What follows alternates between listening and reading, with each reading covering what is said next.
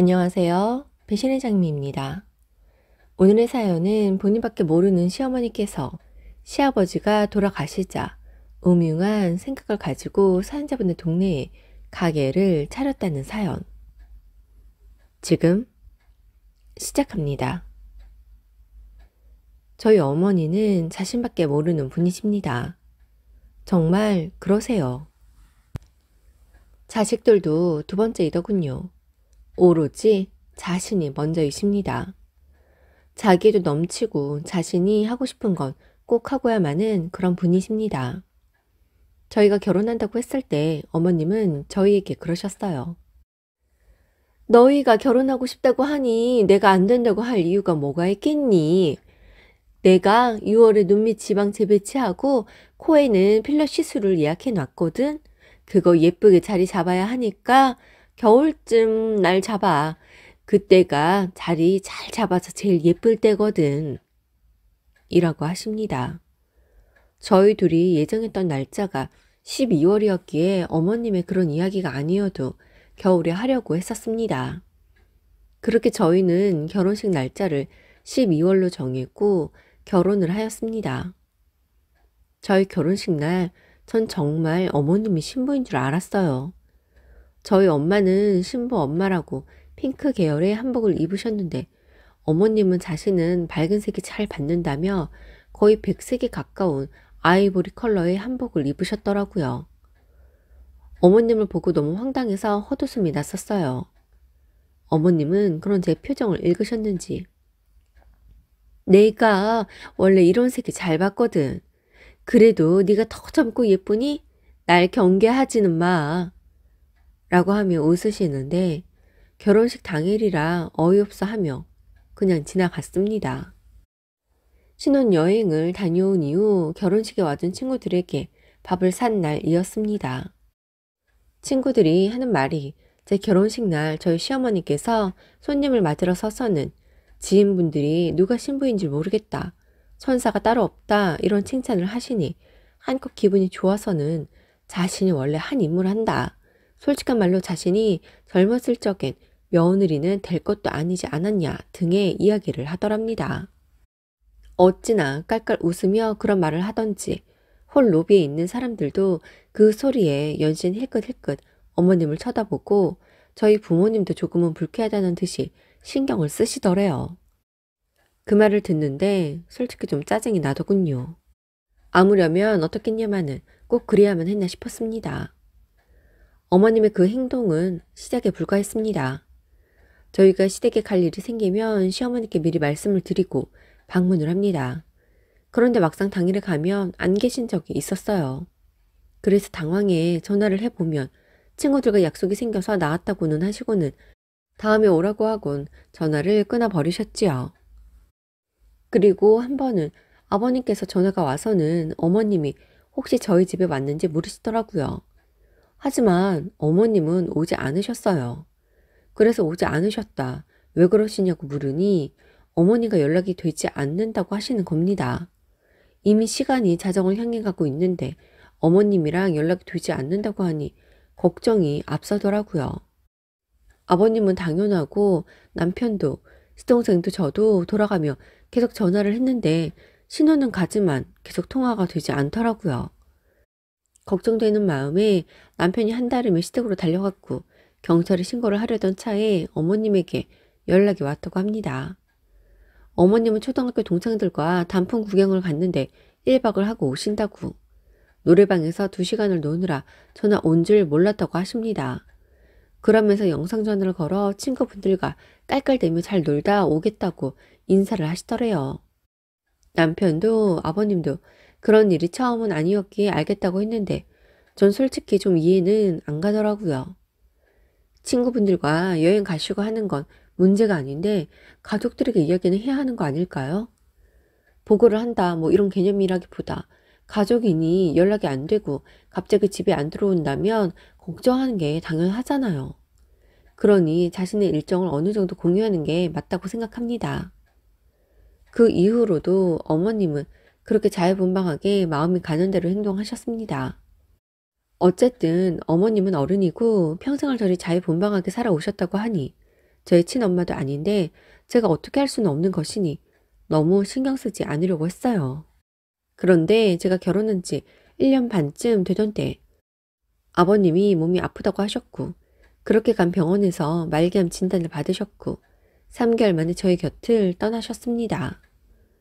처음 아버님이 암 진단을 받았을 때 어머님은 금방 일어나실 거라고 말기암이라고 해도 아버님이 나이가 들어 젊은 사람들처럼 빠르게 암이 진행하지 않기에 저렇게 골골대며 10년을 살 수도 있는 거라며 너무 걱정들 하지 말라고 그냥 평소처럼 살면 된다고 하셨었습니다. 어쩌면 어머님 말이 맞기도 합니다. 하지만 제 남편이 암 판정을 받는다면 전 어머님처럼 그렇게 의연하지는 못할 것 같은데 어머님은 정말 의연하셨어요. 그런 어머님이 호언장담과는 달리 아버님은 급작스레 상태가 나빠져 돌아가시게 되었던 거였지요. 아버님이 돌아가시고 한 달여 동안 어머님은 많이 우울해 하셨습니다. 왜 그렇지 않겠어요. 평생을 함께한 남편이 떠났는데 말이에요. 그런데 한 달이 지나자 어머님은 기분 전환을 해야겠다며 바람 좀 쐬고 오신다고 하더군요. 그래서 남편이 웬일로 어딜 가는지 말을 하냐고 물으니 이제 궁금해하고 찾아줄 남편이 없으니 자신이 먼저 어딜 가는지 언제 가는지 이야기하는 거라고 하십니다. 어머님의 마음은 어떤지 모르겠지만 어머님은 그 여행을 기점으로 친구분들과 즐겁게 행복하게 지내시는 듯 했습니다. 주마다 전국 방방곡곡에 가 계시더군요. 그런 어머님이 얼마 전 전화가 와서 아가 뭐하니? 라고 하십니다. 어쩐 일인가 싶어 저야 일하고 있죠. 어머님 어쩐 일이세요? 주말에 바쁘니? 주말에 별일 없어요. 왜요? 아, 그래. 그러면 나랑 부동산 좀 같이 갈래? 부동산이요? 이사 가시게요? 아, 아버님 그렇게 가시고 내가 지금까지 마음 추스렸잖아. 그러다 보니 이제 좀 무기력해지는 것 같아서 친구랑 같이 작은 가게 해보려고. 그런데 우리는 나이가 있다 보니 업자들이 하는 말을 잘못 알아들을 수도 있고 바가지 쓸 수도 있으니 젊은 너랑 같이 가볼까 하고. 아, 그래요. 저도 뭐 잘 아는 건 아니지만 저랑 같이 가세요. 어머님 댁으로 가면 될까요? 아니야, 아니야. 내가 너희 집으로 갈게. 어머님 차로 오시게요? 그래. 그날은 내 부탁이니까 내 차로 다니자. 아유, 왔다 갔다 번거롭지 않으시겠어요? 아유, 그 정도는 할 수 있지. 내가 너한테 부탁하는 거잖아. 괜찮아. 그날 봅시다, 며느님. 이라고 하십니다. 그래서 그렇게 하기로 했습니다. 그 주 주말 어머님은 집으로 오셨고 저를 태우고 부동산으로 가셨습니다. 전 어머님 동네로 갈 줄 알았는데 저희 동네 한 부동산으로 가시더라고요. 그래서 어머님 여기로 가시는 거예요? 이 동네에서 가게 하려고. 어머님의 그 말씀에 몹시 당황했었어요. 왜냐면 어머님 댁은 저희 집에서 50분 정도 걸리는 곳이거든요. 그래서 저를 데리러 오신다고 할 때도 의아했는데 본인 사정에 의해 제게 함께 가달라고 하시는 거라 데리러 오시는 게 마음이 편해 그런가 했더니 역시나 그럴 뿐이 아니었습니다. 다른 꿍꿍이가 있었던 거죠. 그래서 어머니께 거리가 있는데 굳이 저희 동네에서 가게를 하시려고 하는 거냐고, 무슨 가게를 하시려는 거냐고 물었습니다. 그러자 어머님 말씀이 어머님 친한 친구분이 저희 동네로 얼마 전에 이사를 오셨다고 하더라고요. 그 친구분과 밀키트 체인점을 차리려고 한다고 하네요. 그래서 동업을 하시려는 거냐니까 아무래도 혼자는 자신이 없다고, 어차피 사람을 하나 써야 할 건데 어머님도 친구분도 심심하던 차에 반씩 각출해서 요즘 인기 있다는 밀키트 가게를 하시기로 했다는 거였습니다. 사업이라는 것이 보통 힘든 게 아닐 텐데 그리 하신다고 하니 걱정이 되었습니다. 게다가 동업이라니요. 당장에 아니라고 말리고 싶었는데 제 말을 들을 분이 아니시기에 어찌하나 싶었습니다. 어머님은 이미 직진 중이셨어요. 남편에게 지금의 상황에 대해 문자로 알렸습니다. 그러자 남편이 어차피 말려도 듣지 않을 거라며 그냥 두라고 하더군요. 그러게요. 저희에게 돈 보태달라는 것도 아니고 아버님이 계셨어도 본인 뜻대로 하셨을 뿐이니 그냥 신경 쓰지 말자 했습니다. 가게 장소를 저희 동네로 정했을 때에는 이미 그 정도의 출퇴근 거리도 감안하신 것일 테니까요. 그렇게 어머님은 일사천리로 가게 계약 및 본사 계약을 하셨고 오픈 준비는 착착 되어 갔습니다. 어머님의 가게는 오픈하자마자 장사가 잘 되었습니다. 요즘 사람들 간편한 거 좋아하잖아요. 워낙 밀키트 구성이 잘 나오다 보니 매장으로 오는 손님들도 많았고 배달 어플로 주문하는 사람들도 많았습니다. 밀키트 체인점이라고 하면 모든 재료가 포장되어 본사에서 나오는 줄 알았는데 그게 아닌가 보더라고요. 물론 국물류, 양념장 등 일정한 맛을 낼 주요한 것들은 본사에서 나옵니다. 그 외에 기본 식재료들은 본사에서 내려오는 매뉴얼대로 매장에서 손질해서 패킹해서 구성하는 거였습니다. 그렇다 보니 어머님과 친구분은 이른 아침부터 그날 팔 재료들을 손질하고 패킹해야 했고 판매가 많다 보니 온종일 재료 손질과 패킹의 무한 반복이었습니다. 오픈한 지 일주일도 안 되었을 때 어머님이 퇴근길에 저희 집에 들리셨더라고요. 힘드실 텐데 어떻게 오셨냐고 하니 너무 힘들어서 도저히 집까지 운전하고 가지를 못하겠다며 좀 쉬었다가 가야겠다고 하십니다. 그래서 들어오시라고 했어요. 저녁은 드셨냐고 여쭤보니 생각이 없다고 드시지 않겠다고 하더군요. 소파에 누운 어머님은 이내 잠이 들었고 그대로 다음날 아침까지 주무셨습니다. 어머님이 피곤하시구나 싶었어요. 마침 다음날이 토요일이라 전 출근을 하지 않으니 아침 일찍 일어나 어머님 드실 아침을 준비했습니다. 어머님은 일어나셔서 아침은 뜨는 둥 마는 둥 하시더니 예, 오늘 주말이라 주문이 엄청 많을 것 같은데 좀 도와주면 안 되겠니? 아무래도 내가 몸살이 난 듯한데 이래가지고는 오늘 주문 밀려서 난리 날 것 같아. 라고 하시는 겁니다. 저도 쉬고 싶은 한강 같은 주말이라 솔직히 내키지는 않았는데 어머니 컨디션이 너무 안 좋아 보여 어머님을 도와드렸습니다. 한참 바쁠 시간까지 모두 도와드리고 집에 돌아와 쉬고 있는데 그날도 퇴근하며 어머님이 집으로 오셨습니다. 아니, 내가 오늘까지 너희 집에 좀 있어야겠다. 아직 몸이 완전하지 않은데 집에 왔다 갔다 하면 몸이 더 축나서 내일 출근 못할 것 같아. 라고 하십니다. 참 안 된다고도 못하겠고 난감하더라고요. 저도 피곤한데 시어머니께서 와 계시니 여간 신경이 쓰이는 게 아니었습니다. 그 이후 금요일 저녁부터 주말까지 어머님은 저희 집으로 퇴근을 해 오셨고 다음날 출근하며 꼭 제게 함께 가지 않겠냐고 물으셨습니다. 저는 집순이라 집에서 쉬길 좋아하는데 어머님이 자꾸 절 데리고 가서 일을 시키려고 하니 어쩔 수 없이 친구들과의 주말 약속을 잡고 약속이 없으면 북카페라도 가서 시간을 때우고 왔습니다. 이런 제 마음을 아는지 모르는지 얼마 후 어머님은 이런 말씀을 하셨습니다. 나 집 내놨어. 네? 집을요? 왜요? 아무래도 집에서 여기로 출근하는 게 너무 힘들어서 집 정리하려고. 그러면 저희 동네로 이사 오시는 거예요? 어머님이 저희 동네로 이사를 오신다니 생각만 해도 머리가 지끈거렸습니다. 이렇게 떨어져 있어도 일하는 것을 핑계로 절 신경 쓰이게 하시는데 같은 동네에 살면 달리 생각해보면 저희 집에서 주무실 일은 없을 테니 잘 되었다 생각도 들었습니다. 그래서 그럼 부동산 가서 집 알아봐야겠네요. 어머님이 바쁘셔서 언제면 좋으시겠어요? 부동산 갈 날이요.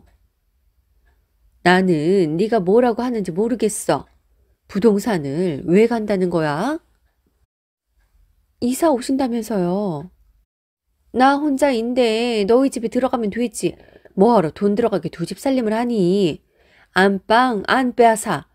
그냥 지금 자는 그 방이면 족하니 다음 주나 해서 우선 짐부터 옮길게. 집이야 때가 되면 빠지겠지. 바쁘지 않는 날 가구점이나 가서 내 방에 놓을 장이랑 화장대, 침대 새로 사고 너희 그 아일랜드 식탁. 그건 난 너무 불편해서 싫더라. 내가 식탁 하나 사줄게. 같이 보러 가자. 라고 하십니다. 이게 대체 무슨 말인지 정신을 바짝 차리지 않으면 어머님이 저희 집에 와 계시겠더군요. 저는 절대로 어머니가 합가할 생각이 없었습니다. 그래서 어머니께 무슨 말인지 모르겠다고 했어요. 그러자 어머니께서는 단도직입적으로 이야기하시겠다며 내가 너희 동네에서 가게를 내었으면 진작에 들어와서 살라고 해야지. 어쩜 여태 모른 척을 하는 거니? 시애미가 둘이라도 되냐? 꼴랑 하나인데. 라고 하십니다. 처음부터 합갈 생각으로 가게도 저희 동네에 얻은 거라고 하시는데 너무 황당했어요. 이건 저 혼자 고민할 문제가 아니었습니다. 그래서 바로 남편에게 이야기했어요. 남편은 난감해 하더군요. 그러고 보니 주말에만 저희 집에 와서 지내던 어머님은 어느샌가 일주일의 절반 이상을 저희 집에서 주무시며 출퇴근을 하셨습니다. 나이 드시고도 직접 벌이를 하시는 그 모습이 안타깝기도 하고 존경스럽기도 했는데 저는 어머님의 뜻대로 점점 무감각해져 가고 있었습니다. 그래서 주말에 나가서 일을 하지 않겠다. 평일에도 우리 집에 오실 게 아니라 작은 빌라를 얻으시라고 했습니다. 그러자 어머니는 자신이 미쳤냐고 아들 집이 있는데 왜 그래야 하냐고 하십니다. 그러면서 네가 내 며느리인 거 잊지 마. 처음에 내가 여기에 가게 낸다고 했을 때 그때 들어와서 같이 사시자고 하는 게 순리 아니겠니? 그때 암만 눈치 줘도 네가 그렇게 나오지 않는 덕에 내가 고생 좀 했다. 이제 더는 못하겠어. 아니 네가 뭐라든 난 너희 집으로 들어가야겠어. 라고 하십니다. 그래서 아 그래요? 알겠어요. 그럼 언제 오시겠어요? 진작에 그렇게 나올 것이지. 애도 아니고 내가 꼭 큰 소리를 내야 알아듣니? 뭐래 가벼운 짐 먼저 가지고 내 들어가마. 남편은 제 마음을 이해하는 것 같으면서도 어떡하겠어. 엄마가 외로워서 그러나 봐. 라는 말을 하더군요. 막무가내인 어머님, 어머님의 일이라서인지 어리바리하게 행동하는 남편. 그래 너희 둘이 잘 살아봐라 싶었습니다. 그래서 어머님이 짐을 갖고 들어온다는 날 저는 제 간단한 짐을 뺐습니다. 그날 늦은 밤이 되어서 남편이 제게 연락이 왔더군요. 어디냐고요? 그래서 전 호텔이라고 했습니다. 그러자 왜 집에 안 오고 거기 있냐고 하기에 지금 시간이 몇 시인데 이제야 내가 걱정이 되었냐고 하니 집에 있을 시간에 없길래 어머님 가게에서 일을 도와주는 줄 알았다고. 그런데 어머님이 퇴근하고 혼자 오셔서 깜짝 놀라 연락해 보는 거라고 합니다. 그래서 내가 어머님 종이야? 퇴근하고 어머님 가게에 가서 또 일하라고? 그리고 어머님 마음대로 우리 집에 그렇게 오시는데 당신 말 한마디도 없더라? 그냥 이해하라고? 외로워서라고? 그럼 당신 나도 이해해. 난 불편해서이니 어머님 계시는 동안은 집에 안 들어가. 라고 하고 전화를 끊었습니다. 그러자 전화통에 불이 나더군요. 어머님은 당황스러운 건지 괘씸한 건지 어떤 연락도 하지 않고 남편은 전화와 문자로 왜 그러느냐. 네가 좀 예민하다. 그러다가 계속해서 연락을 씹으니 몰인정하다고 하더군요. 그래서 그리 좋은 엄마랑 둘이 다시 살라고 나야말로 얼마든지 혼자 잘 산다고 했습니다. 이후 결국 어머님은 다시 댁으로 돌아갔습니다. 제게 장문의 문자로 싸가지 없는 년, 시애미 알기를 얼마나 우습게 알면 집을 나가냐 하시며 난리시기에 그냥 읽고 말았습니다. 어머님이 저희 동네에 가게를 차린 것도 본인의 선택이었던 것만큼 일이 바빠 알바생을 쓰든 거리가 멀어 이사를 하든 그건 어디까지나 어머님이 알아서 할 일이기에 더 이상 신경 쓰지 않으려고 합니다. 그저 지금처럼 가게 잘 되어 어머님이 남은 인생 알아서 잘 사시기만을 바랍니다.